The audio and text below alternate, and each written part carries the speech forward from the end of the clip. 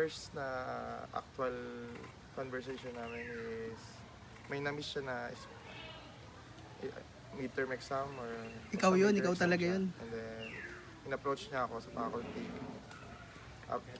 kinabukasan, tapos request siya ng special exam doon.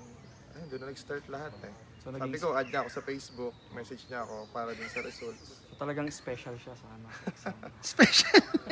So, special exam. Doon nag-start. And then, Parang iba yung nakwento mo sa akin, pre. nagkakausap-usap na kami. Pero nung naging tawag dito.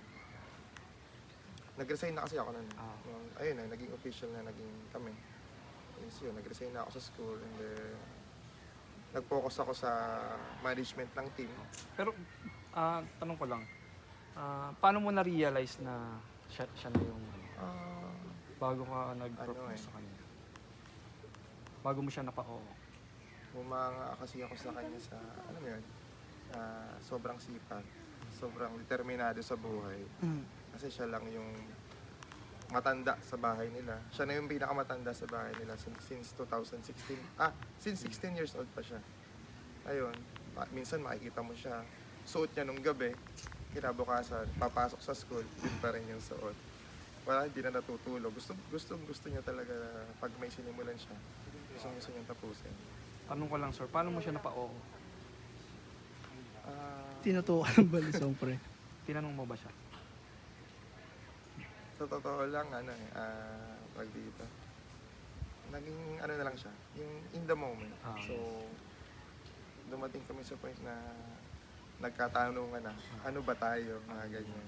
So, sabi ko, parang ako kasi hindi ako marunong manligaw.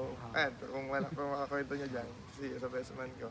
Akala nila sa akin dati, takot ako sa babae kasi wala naman ako. Uy, hindi wala naman. Parang yung impression mo kay Stephanie, kumaga parang, anong nakita mo sa kanya? Bakit siya? Halimbawang kayo na, di ba, sinigot ka na niya. Then, what makes you, na magpakasal sa kanya? What makes you decide to marry her? Yung support niya, sobra. Yung tipo, lahat ng gusto ko, lahat ng sabihin ko sa kanya, support lang siya. Support lang. Dumating sa point na yung isinusupport niya sa akin, yung mga gusto kong gawin, minsan naliligaw ka na, hindi mo na alam yung gagawin mo. Pero siya ipupush niya nakapatid. Kasi parang nga mas kilala niya na ako eh. Kilala niya ako kumpara sa pagkilala ko sa sarili ko. Kaya yung ganong klaseng tao siya. Anong nagpapasaya sa kanya sa tingin mo na ginagawa mo? Luto. Talaga? Ano niluto ka rin? Ako nagluluto sa Pansit Canton, ganun. tapos, ano ba? Siguro, yung magaling ako makinig. And then, problem solver din kasi. So, yun. Natuto siya sa akin na mag-open up ng sarili na hindi niya kaya gawin before. Yun.